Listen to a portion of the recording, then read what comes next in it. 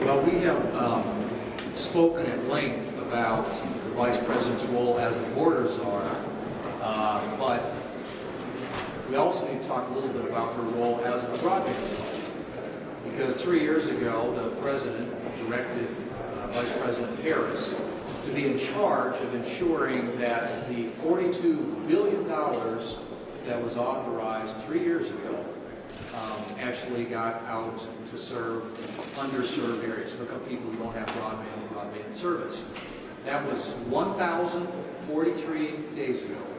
$42 billion. Not a single dollar has been spent.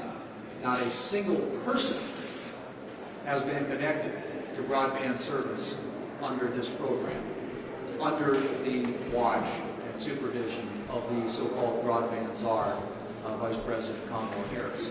And so it's yet another example of the failure of this administration, their inability to do basic things. And one of the reasons they didn't get people hooked up, and none of the money has yet been spent, is because of all the onerous and burdensome restrictions and regulations and requirements and mandates they imposed on the use of the funds. I can tell you it's in the state of South Dakota.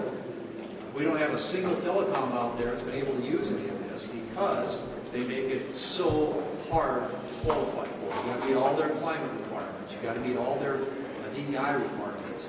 You have to meet all their requirements to use union workers, which is right to work states. It makes it very, very difficult. So this is just yet another example of this administration's failure.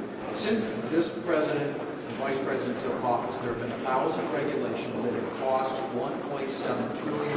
That's $1.7 trillion taken out of the economy. And that's over 5 times what the Obama administration's cost of regulations was. So, and they weren't exactly known as being, an administration that was willing or ready to cut red tape.